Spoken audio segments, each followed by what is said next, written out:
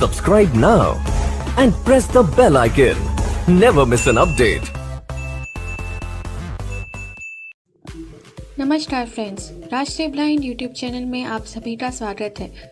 अगर आप चैनल पर नए हैं तो आप सभी से रिक्वेस्ट है कि आप हमारे चैनल को सब्सक्राइब करें, बेल आइकन को ऑल पर सेट करना बिल्कुल भी ना भूलें ताकि हमारे आने वाली वीडियो की नोटिफिकेशन सबसे पहले आपको मिल सके। अगर आपको हमारी वीडियोस अच्छी लगती हैं तो वीडियोस को लाइक करें, शेयर करें और कमेंट में अपना फीडबैक देना बिल्कुल भी ना भूलें। आप हमारे चैनल के अबाउट में जाके हमारे व्हाट्सएप ग्रुप का फॉर्म फिल करके हमारे व्हाट्सएप ग्रुप का हिस्सा बन सकते हैं। फीमेल्स के लिए अलग से एक व्हाट्सएप ग्रुप है, तो आप फॉर्म भर के उसमें ऐड हो सकते हैं। साथ ही हमारे चैनल के अबाउट में हिंदी ऑडियो शायरी एक दूसरे यूट्यूब चैनल का भी लिंक है, आप जाकर उसको भी सब्सक्राइब करें। हमारे टेलीग्राम चैनल और हमारे व्हाट्सएप चैनल का लिंक भी आपको अबाउट में मिल जाएगा, आप वहां से ज्वाइन कर सकते हैं। इसके साथ ही अगर आप अपनी वीडियोस के लिए कोई म्यूज़िक चाहते हैं तो हमारे टेलीग्राम चैनल का लिंक अबाउट में दिया हुआ है, तो आप हमारे Telegram channel audio music factory को वहां से ज्वाइन कर सकते हैं। तो आपका ज़्यादा समय न लेते हुए अब ले चलती हूँ आपको वीडियो की ओर।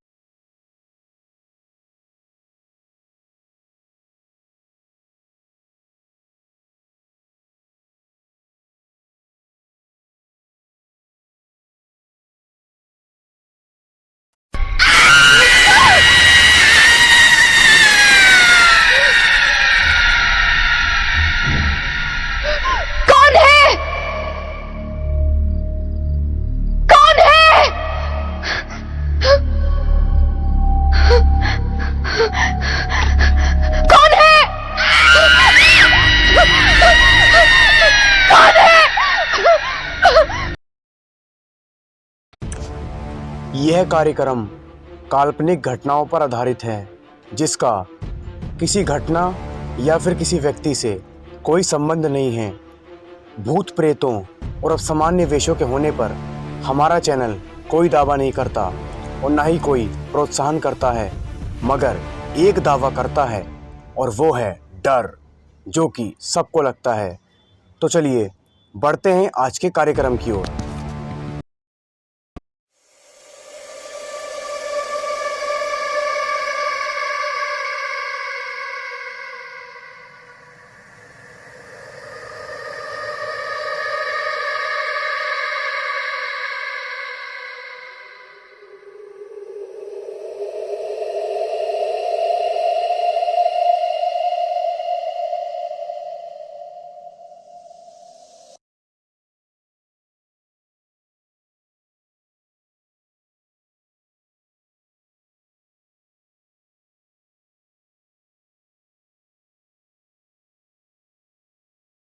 मुकेश और मैं एक ही कंपनी में काम किया करते थे।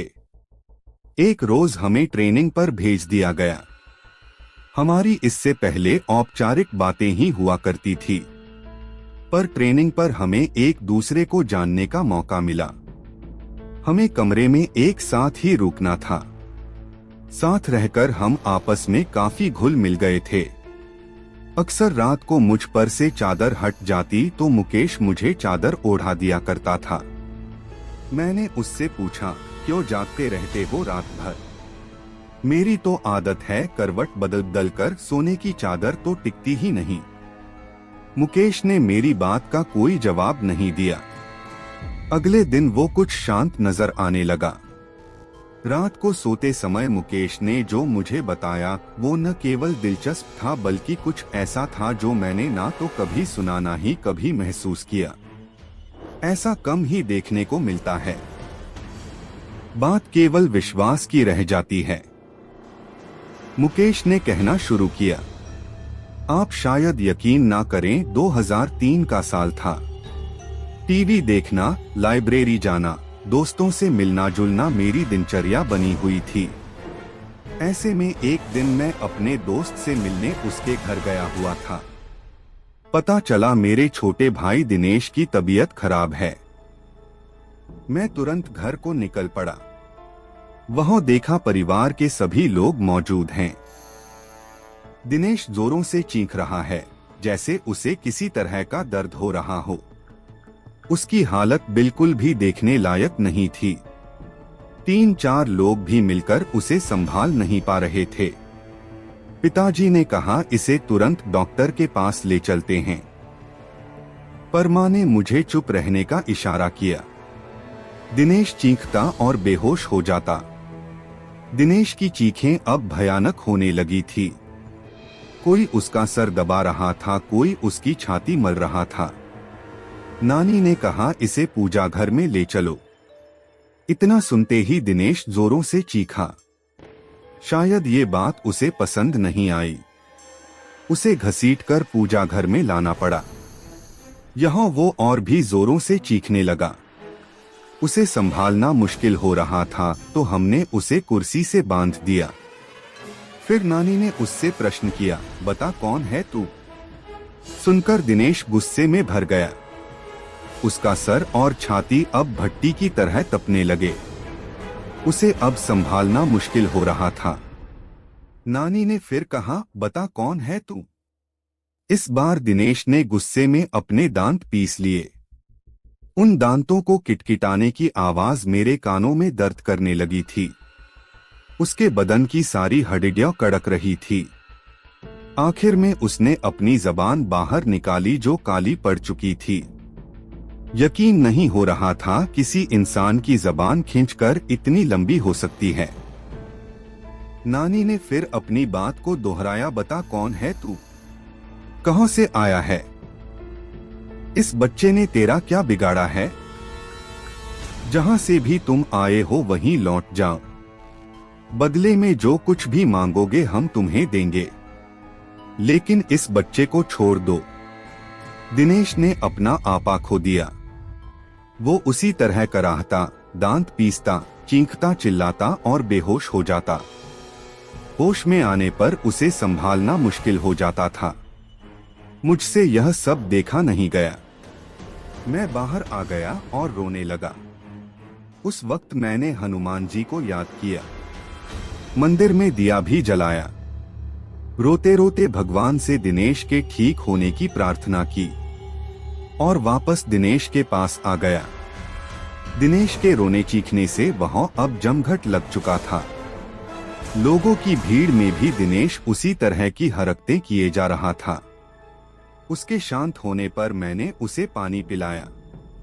पानी पीने के बाद वो और भी भयानक रूप में आ गया। उसका चेहरा एकदम काला हो गया, आंखें लाल सुर्ख हो गई। यह वो दिनेश नहीं था जिसे मैं पहचानता था। ऐसा लग रहा था जैसे उसकी आंखें फटकर बाहर आ जाएगी। पास जाने पर वो हर किसी को काटने को दौड़ता, अपना मुंह नोचने लगता और फिर वो शांत हो गया और रोने लगा। मैंने पूछा, तुम कौन हो? क्यों हमें परेशान कर रहे हो? दिनेश ने मेरी तरफ ऐसे देखा जैसे मेरी जान ले लेगा। दिनेश कुछ देर तक मुझे घूरता रहा। वो दिनेश नहीं था, उसकी जगह किसी और ने ले ली थी। सबको बारी बारी घूरने के बाद उसकी आंखें अपने कोटर में गोल गोल घूमने लगी। ऐसा नजारा जीवन में पहली बार ही देख रहा था। बल्कि मैं तो कहूँगा यह सब कुछ जीवन में पहली बार ही देख रहा था। वो चीखना चिल्लाना, वो भयानक सी हंसी, वो दांत पीसना, किटकिटाना, दर्द में कराहना, हड्डियों का एक साथ कड़कना, सब कुछ एक मनहूसियत में बदल चुका था। फिर दिनेश ने एक लंबी सांस खींची और छोड़ी। उसकी सांस की दुर्गंध इतनी थी, सब अपना मुंह ढककर घर से बाहर निकल गए और वो पागलों की तरह हंसा।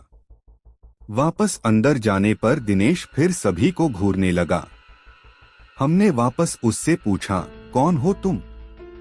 फिर वो एक औरत की आवाज में बोला, मैं शाहडोल की हूँ, मैं हूँ तंत्रा। इसने मुझे जगा दिया है, मैं इसे नहीं छोड़ूंगी, इसे अपने साथ लेकर जाऊंगी। और हंसने लगी। हमने कहा, जो तुम मांगोगी हम तुम्हें देंगे, पर इसे छोड़ दो। वो दुष्ट आत्मा अब अपने पूरे रूप में आ गई और बोली, मुझे एक मटकी, 4 नारियल, चुनरी, सिंगार का पूरा सामान लाकर दो तो मैं चली जाऊंगी, नहीं तो इसे अपने साथ ही लेकर जाऊंगी। जल्दी करो, जल्दी करो, दफा हो जाओ, ये सामान लेकर ही आना, वरना इसे तो मैं चबा जाऊंगी। और हंसने लगी। हम सबके चेहरे पीले पड़ गए। माँ और मैं तेजी से बाजार की तरफ निकले।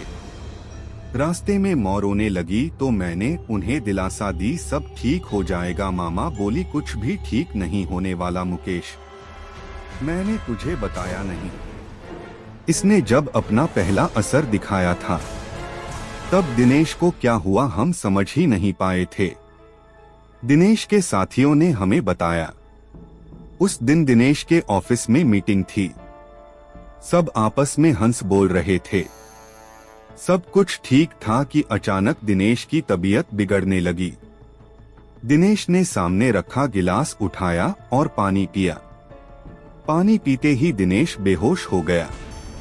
उसके साथी चौंक गए। 2 लोगों ने मिलकर उसे टेबल पर लिटाया। उस समय उसकी आंखों से आंसू बह रहे थे। वो अपनी साथियों से कुछ कहना चाह रहा था, लेकिन उसके मुंह से एक शब्द भी नहीं निकल पा रहा था। उसके साथी उसे हॉस्पिटल ले गए।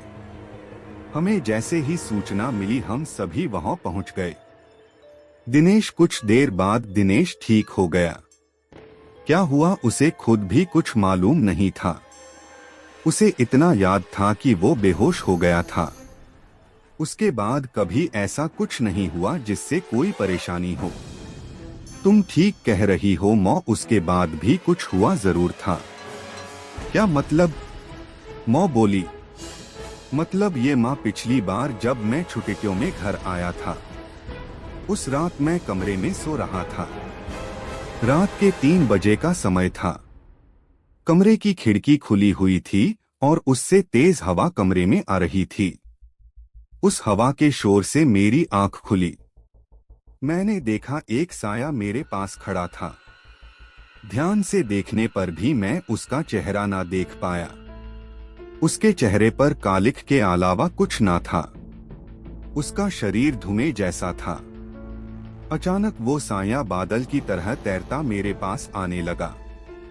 मैं घबरा गया और अपनी चादर में मैंने अपने आप को समेट लिया।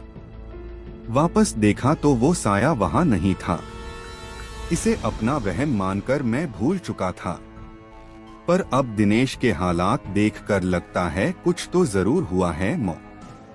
इसके बाद मैं मटकी लेने चला गया और माँ सिंगार के लिए सामान खरीदने लगी। मुझे दुकानें बंद मिली तो मैं सीधे कुम्हार के घर चला गया। वहां से लाल और काली दोनों मटकी ले आया। वापस आकर ज्यों ही सामान हमने दिनेश के आगे रखा वो शांत हो गया। नानी उसे देखने गई और दिनेश के सामने जाकर खड़ी हो गई। कुछ देर तक नानी उसे ऐसे ही देखती रही तो हमने नानी से पूछा, क्या हुआ नानी? नानी हमारी ओर पलटी। अब नानी के चेहरे के भाव दिनेश जैसे हो गए थे। हम और भी घबरा गए। नानी ने भी उसी चीख के साथ रोना शुरू कर दिया और कहा, मैं शाहडोल की हूँ, मेरी हत्या कर दी गई थी। मेरी लाश के बेरहमी से टुकड़े टुकड़े करके दफन कर दिया गया। मुझे इंसाफ चाहिए। मुझे जहां गाड़ा गया वहां ये लड़का पेशाब कर आया। मैं सोई हुई थी, इसने मेरा अपमान किया और मुझे जगा दिया। पर अब मुझे कुछ नहीं चाहिए, मैं जा रही हूँ, मुझे रास्ता दो। हमने पूछा, तुम इसे दोबारा परेशान नहीं करोगी? वो बोली, नहीं, इसने मेरा अपमान किया जिसकी सजा मैंने दे दी। अब मुझे जाने दो। और नानी बेहोश होकर गिर गई। हमने नानी को संभाला। इतनी देर में दिनेश भी सामान्य हो चुका था। हमने दिनेश को भी कुर्सी से खोल दिया। फिर कुछ दिन और बीते। दिनेश को काम के लिए भोपाल जाना पड़ा। दिनेश और ऑफिस के कुछ लोग होटल में रुके। होटल में आधी रात को लोगों ने शिकायत की वहां कमरे से रोने की आवाजें आ रही हैं। होटल कर्मी ने जाकर देखा तो वो आवाजें दिनेश के कमरे से आ रही थी। कमरा अंदर से बंद था तो होटल कर्मी ने दूसरी चाबी से कमरे का दरवाजा खोला। सामने दिनेश था, होटल की चादर में पूरा लिपटा हुआ और जमीन से 2 फुट ऊपर हवा में उसका शरीर तैर रहा था। उसके मुंह से अजीब अजीब आवाजें आ रही थी। इस भयानक नजारे को देखकर उन लोगों के दिल दहल गए। कुछ लोग तो भाग खड़े हुए। बाकी लोगों ने दिनेश को पकड़ा तो वो चीख पड़ा और चिल्लाने लगा। लोगों ने पुलिस को फोन कर दिया। शांति भंग के आरोप में पुलिस दिनेश को ले गई। उसके साथियों ने उसे छुड़ाया। उसके बाद दिनेश का लगातार यही हाल रहा। किसी ने मांडल के जंगलों में एक तांत्रिक होने की बात हमें बताई। शायद वो दिनेश को ठीक कर सके।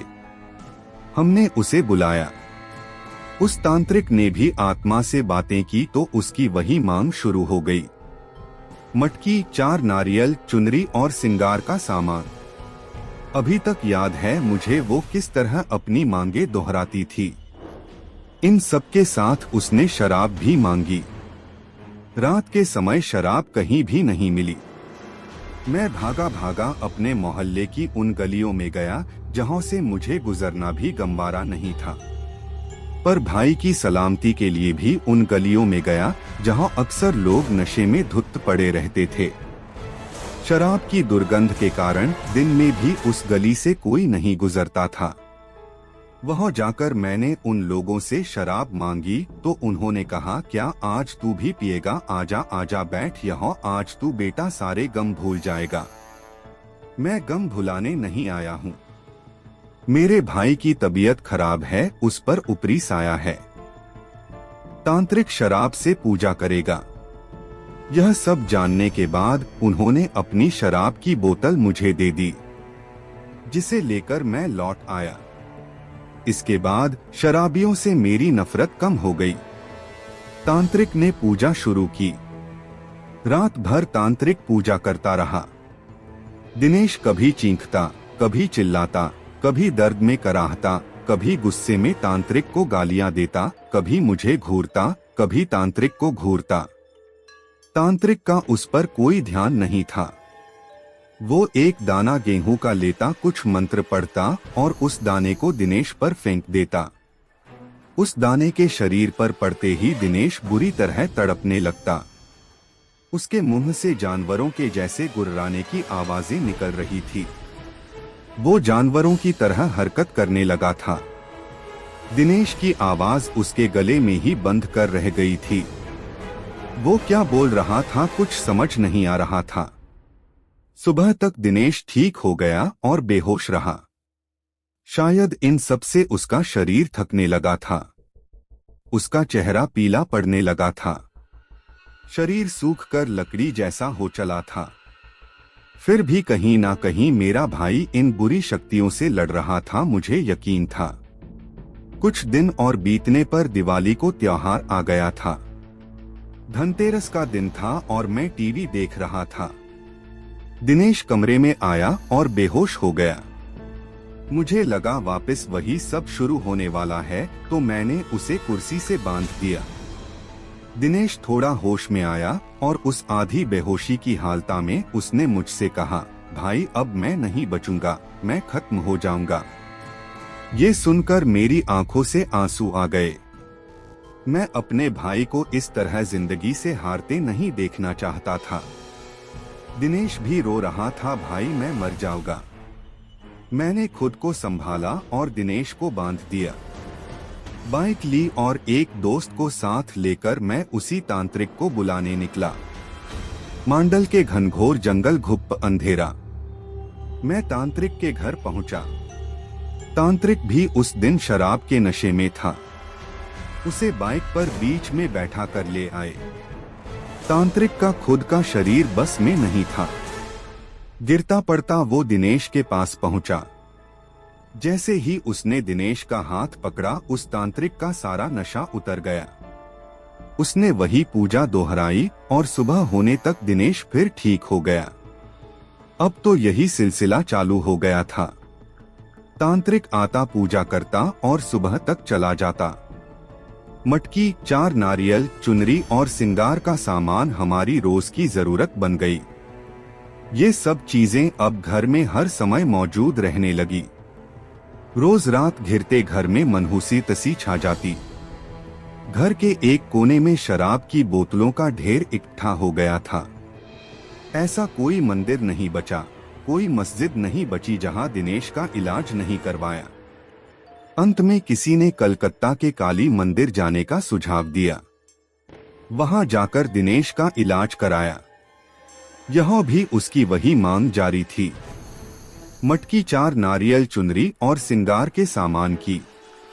पर पुजारी ने साथ साथ कुछ नींबू, लौंग और कफन भी मंगवा लिया। इस बार की पूजा मुझे कुछ विशेष लगी। पुजारी हर बार कुछ मंत्र पढ़ता और उसे नींबू में फूंक देता और उसमें लौंग चुभा देता। फिर उस नींबू को कफन में लपेटकर एक मटकी में डाल देता। दिनेश को इससे बहुत दर्द होता और वो बेहोश हो जाता। होश में आकर दिनेश की फिर वही हरकतें चालू हो जाती थी। पर पुजारी अपने काम में लगा रहा। जैसे ही उस आत्मा की बारी आई, वो कहने लगी, मुझे छोड़ दो, मुझे छोड़ दो, जाने दो मुझे। पुजारी, यह बोल, तू इसे फिर परेशान करेगी? नहीं करूंगी, नहीं करूंगी, मुझे माफ कर दो, मुझे जाने दो। पुजारी, क्यों परेशान कर रही है इस बच्चे को? पीछा छोड़ इस बच्चे का, वापस जा, लौट जा जहां से भी तू आई है। पुजारी ने ऐसा 8 से 10 बार किया और तंत्रा को भी उसने कैद कर लिया। अंत में पुजारी ने वो मटकी हमें दी और कहा, इस बच्चे के अंदर दुष्ट आत्माओं ने डेरा जमा लिया था। सारी आत्माओं को इस मटकी में कैद कर दिया है। इसे ले जाकर शमशान में गाड़ दो और ध्यान रहे नंगे पैर ही जाना। हम उस मटकी को शमशान गाड़ आए। ताज्जुब तो यह था, पूरा रास्ता जंगल होकर गुजरता था। रास्ते में नंगे पैरों पर एक भी कांटा ना चुभा। ऐसा लग रहा था जैसे रुई पर चलकर हम उस जगह तक पहुंचे थे। इसके बाद दिनेश ठीक तो हो गया, पर काफी कमजोर हो चला था।